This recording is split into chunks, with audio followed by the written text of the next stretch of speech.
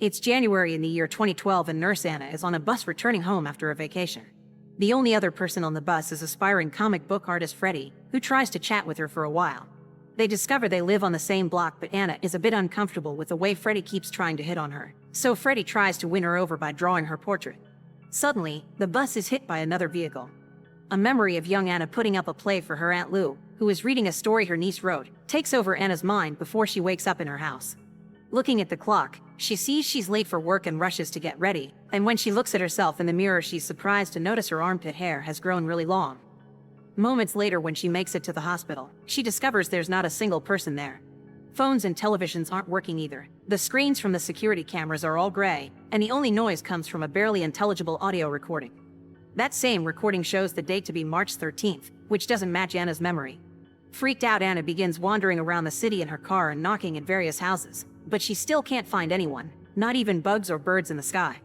She decides to return to her house and try to sleep it off in case it's a nightmare, but her resting is interrupted by extremely loud music coming from a few houses down the road. Anna goes to investigate and is surprised to find Freddie is the one playing music, and he remembers her from the bus as well. Freddie hasn't found anyone in town either, so they decide to go together to the police station. This building is empty too, and all of the communication channels are down. Anna sees some pictures of an accident on a board that reminds her of a fire in her life, but she decides to ignore those flashbacks for now. After Freddie takes a gun in case they need it, the pair gets in Anna's car and drives out of town, only to find the road blocked by a wall of dark fog. Freddie tries touching it, but it makes him feel sick, so they decide to try another road. Unfortunately, the situation here is the same, and this time Freddie notices the fog is moving towards the city. Back in town, the pair goes to the roof of a building and notices the entire town is surrounded by the dark fog on all borders. They go back to wander around town hoping to find clues, and Anna comes across a diner that hasn't been around since she was a child. When they enter it, they find there are tons of people, but none of them can see or hear them. Freddie notices people are outside now as well, so he leaves the building, but he isn't seen outside either, and a flyer tells him a carnival is coming to town which he remembers from his childhood. Meanwhile, Anna finds her younger self having a birthday meal with Aunt Lou while she writes more stories in her notebook. Anna tries to touch her aunt and this breaks the illusion, but one thing is clear: for a moment there, both of them traveled back to 1992. Freddie and Anna decide to sit and compare information. Just like Anna, after the bus accident, Freddie woke up in his bed and found he had a full beard on his face. Anna wonders if there was an evacuation, but that wouldn't explain the hair growth. Freddie grabs a tape measure and takes it to the fog to calculate how fast it's moving, coming to the conclusion that it'll cover the whole city in a little less than 3 days. Next, they grab a map and visit every road out of town to calculate which will be the safe spot in the last few hours. By the time they're done, the sky is already getting dark because the fog is blocking the sun. Afterward, they break into a grocery store to gather supplies and discuss their options, like maybe escaping through the sewer system. Anna begins wondering if perhaps they're both dead, and Freddie agrees it's a possibility, but he also thinks it could be an alternate dimension or parallel universe. At that moment, Anna remembers the recording in the hospital and drags Freddie there to show it to him. Freddie manages to rewind it and they get to hear a couple of doctors discussing the state of a patient that has been in a coma for 2 months. Since there hasn't been any progress, they agree to wait 3 more days just in case, and if there aren't any signs of recovery, they'll cut off life support. Suddenly, the doctors refer to the patient as Anna, which can't be a coincidence. Freddie rushes towards the rooms where Anna says they usually leave their comatose patients and finds a heart monitor showing a very high heart rate. With a theory in mind, Freddie makes Anna sit and calm down, which makes the numbers on the monitor go down as well. Then they search for another room with a working heart monitor, and Anna confirms this one matches Freddie's current heart rate. The conclusion is obvious: they've both been unconscious for 2 months because of the bus crash, which explains why they woke up looking like Wookiees. The recording was just the voices of the doctors looking over Anna in her room, and the darkness will take 3 days to cover the city because that's when she'll finally be disconnected. To get out of here, they need to wake up, and Freddie thinks that to achieve that they'll have to walk through the fog. Using flashlights, they make their way through the dark fog as they fight down the feeling of sickness.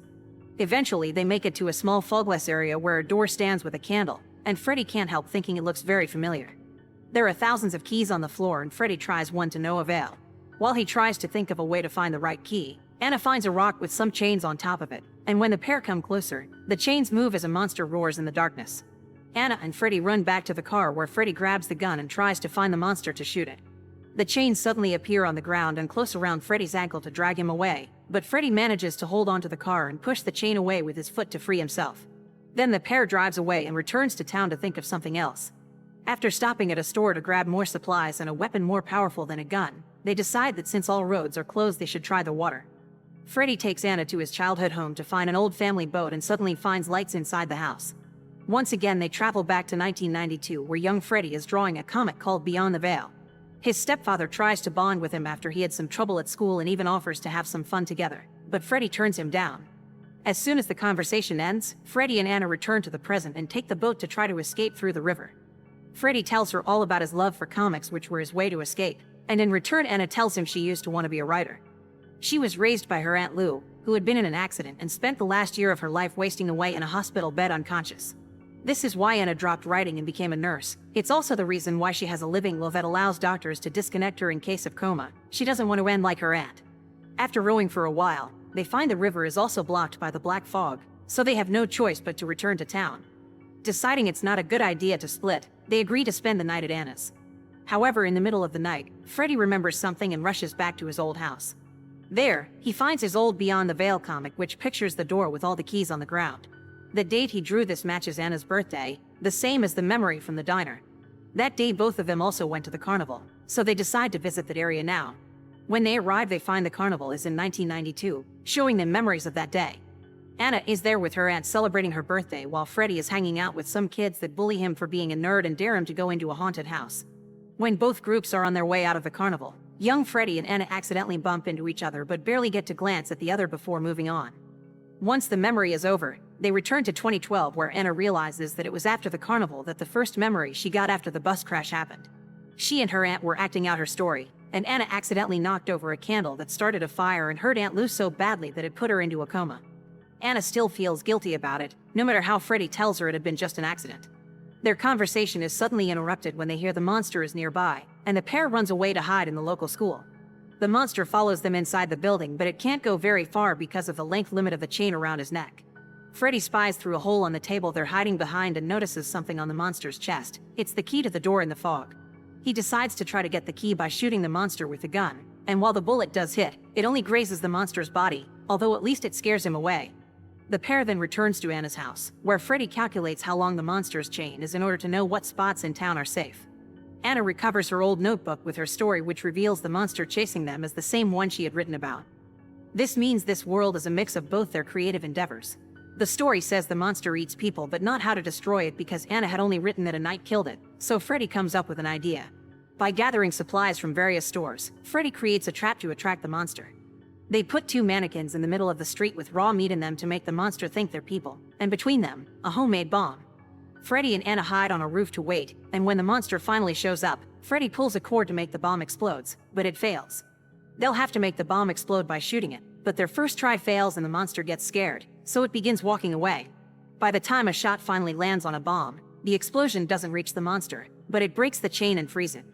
The dark fog is about to reach the center of the city and the monster is roaming around now. Anna and Freddy go to Anna's house to retrieve a bag of supplies, then they go to the local movie theater to hide.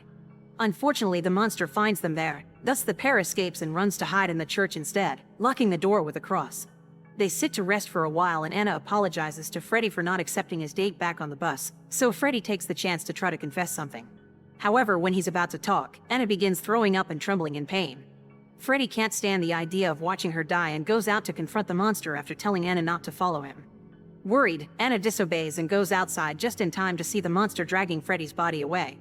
After breaking the church's broom to have a wood stick to defend herself, a devastated Anna returns to her old house to find comfort in the last memory of that day in 1992, her and Aunt Lou performing the story she had written. It's revealed then that Anna's house was the same house Freddy's bullies thought was haunted because it used to be a hospital during the Civil War, and the boys arrived at that moment to pull off the dare.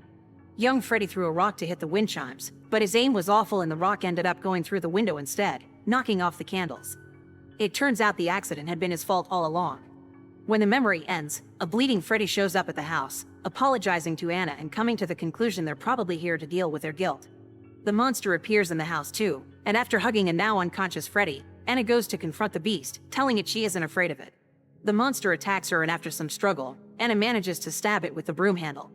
Then Anna takes the key from its chest and goes back to Freddy as the black fog finally reaches the middle of the town, entering the house through the window. Suddenly, Anna and Freddy find themselves in front of the creepy door. Anna uses the key and it fits perfectly, but the door still won't open.